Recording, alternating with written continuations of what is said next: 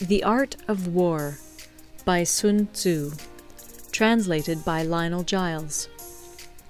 Part 9. The Army on the March.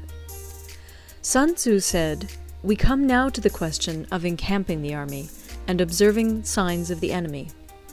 Pass quickly over mountains and keep in the neighborhood of valleys. Camp in high places facing the sun. Do not climb heights in order to fight." So much for mountain warfare. After crossing a river, you should get far away from it. When an invading force crosses a river in its onward march, do not advance to meet it in midstream. It will be best to let half the army get across and then deliver your attack.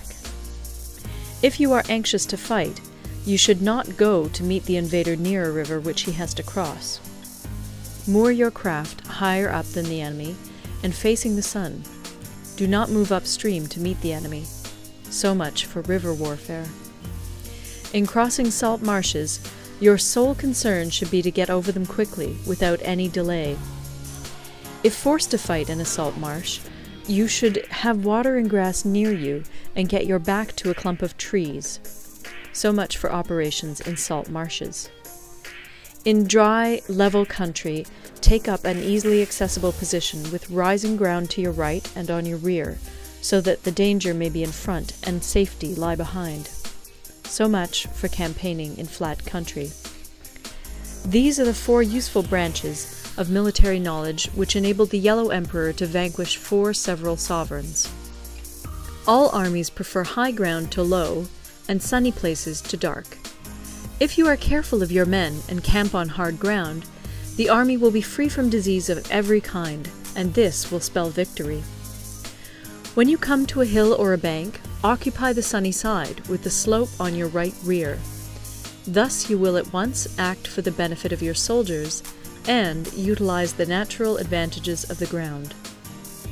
When, in consequence of heavy rains up country, a river which you wish to ford is swollen and flecked with foam, you must wait until it subsides. Country in which there are precipitous cliffs with torrents running between, deep natural hollows, confined places, tangled thickets, quagmires, and crevasses should be left with all possible speed and not approached. While we keep away from such places, we should get the enemy to approach them. While we face them, we should let the enemy have them on his rear. If in the neighborhood of your camp there should be any hilly country, ponds surrounded by aquatic grass, hollow basins filled with reeds, or woods with thick undergrowth, they must be carefully routed out and searched, for these are places where men in ambush or insidious spies are likely to be lurking. When the enemy is close at hand and remains quiet, he is relying on the natural strength of his position. When he keeps aloof and tries to provoke a battle, he is anxious for the other side to advance. If his place of encampment is easy of access, he is tendering a bait. Movement amongst the trees of a forest shows that the enemy is advancing. The appearance of a number of screens in the midst of thick grass means that the enemy wants to make us suspicious. The rising of birds in their flight is the sign of an ambuscade. Startled beasts indicate that a sudden attack is coming. When there is dust rising in a high column, it is the sign of chariots advancing. When the dust is low, but spread over a wide area, it betokens the approach of infantry. When it branches out in different directions, it shows that parties have been sent to collect firewood. A few clouds of dust moving to and fro signify that the army is encamping. Humble words and increased preparations are signs that the enemy is about to advance. Violent language and driving forward as if to the attack are signs that he will retreat. When the light chariots come out first and take up a position on the wings, it is a sign that the enemy is forming for battle. Peace proposals unaccompanied by a sworn covenant indicate a plot. When there is much running about and the soldiers fall into rank, it means that the critical moment has come.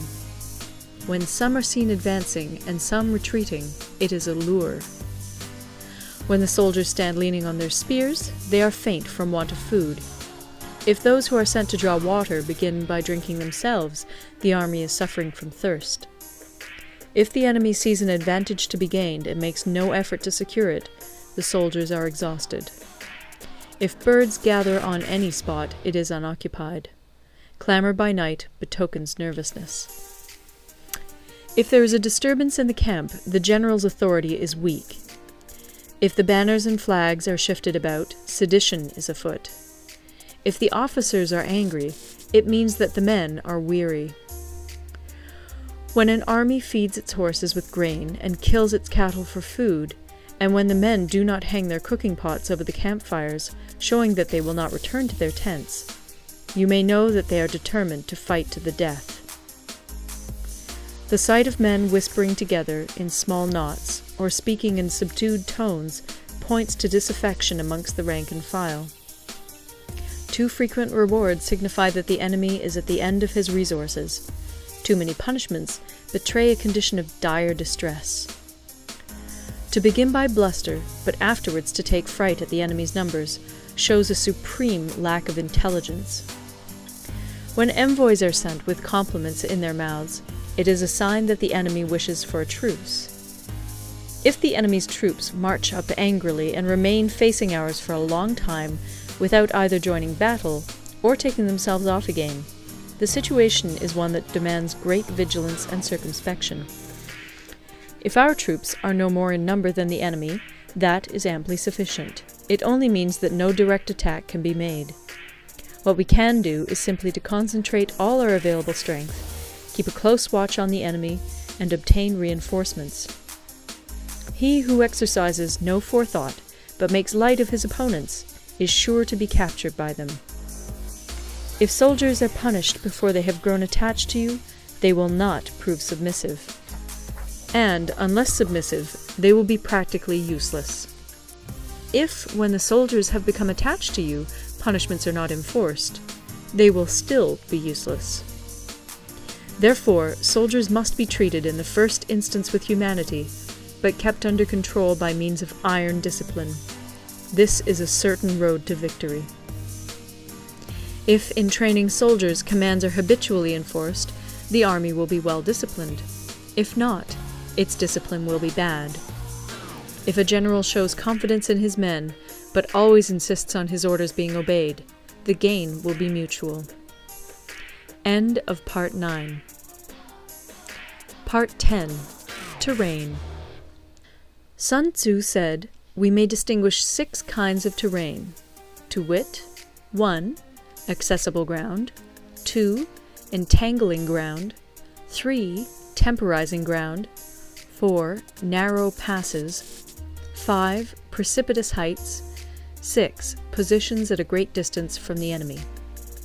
Ground which can be freely traversed by both sides is called accessible. With regard to ground of this nature, be before the enemy in occupying the raised and sunny spots, and carefully guard your line of supplies. Then you will be able to fight with advantage. Ground which can be abandoned but is hard to reoccupy is called entangling. From a position of this sort, if the enemy is unprepared, you may sally forth and defeat him. But if the enemy is prepared for your coming, and you fail to defeat him, then, return being impossible, disaster will ensue. When the position is such that neither side will gain by making the first move, it is called temporizing ground. In a position of this sort, even though the enemy should offer us an attractive bait, it will be advisable not to stir forth, but rather to retreat, thus enticing the enemy in his turn. Then, when part of his army has come out, we may deliver our attack with advantage. With regard to narrow passes, if you can occupy them first, let them be strongly garrisoned and await the advent of the enemy.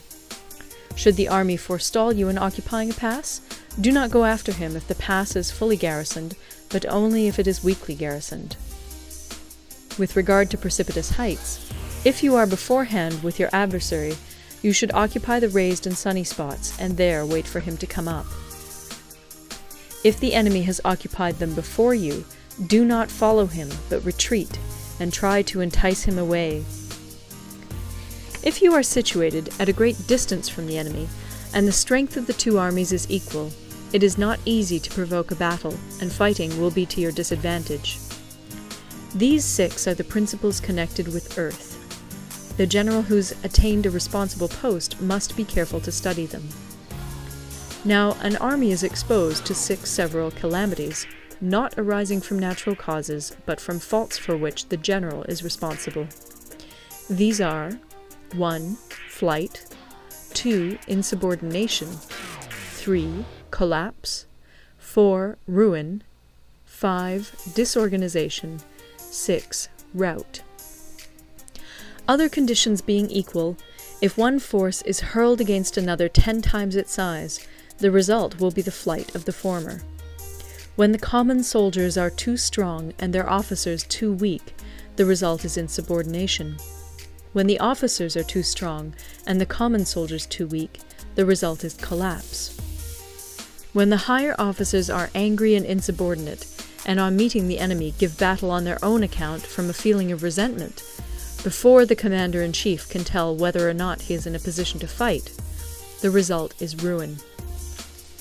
When the general is weak and without authority, when his orders are not clear and distinct, when there are no fixed duties assigned to officers and men, and the ranks are formed in a slovenly, haphazard manner, the result is utter disorganization. When a general, unable to estimate the enemy's strength, allows an inferior force to engage a larger one, or hurls a weak detachment against a powerful one, and neglects to place picked soldiers in the front rank, the result must be rout. These are 6 ways of courting defeat, which must be carefully noted by the general who has attained a responsible post. The natural formation of the country is the soldier's best ally, but a power of estimating the adversary, of controlling the forces of victory, and of shrewdly calculating difficulties, dangers, and distances, constitutes the test of a great general.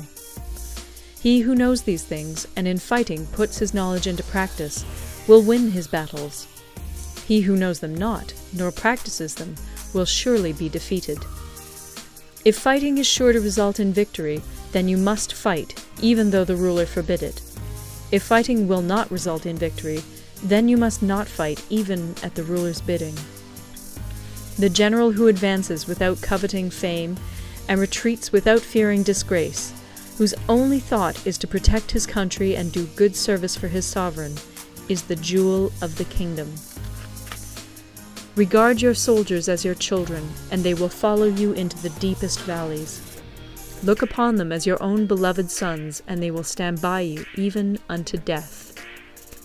If, however, you are indulgent, but unable to make your authority felt, kind-hearted, but unable to enforce your commands, and incapable, moreover, of quelling disorder, then your soldiers must be likened to spoilt children. They are useless for any practical purpose. If we know that our own men are in a condition to attack, but are unaware that the enemy is not open to attack, we have gone only halfway towards victory. If we know that the enemy is open to attack, but are unaware that our own men are not in a condition to attack, we have gone only halfway towards victory. If we know that the enemy is open to attack, and also know that our men are in a condition to attack, but are unaware that the nature of the ground makes fighting impracticable, we have still only gone halfway towards victory. Hence the experienced soldier, once in motion, is never bewildered. Once he has broken camp, he is never at a loss. Hence the saying, if you know the enemy and know yourself, your victory will not stand in doubt. If you know heaven and know earth, you may make your victory complete.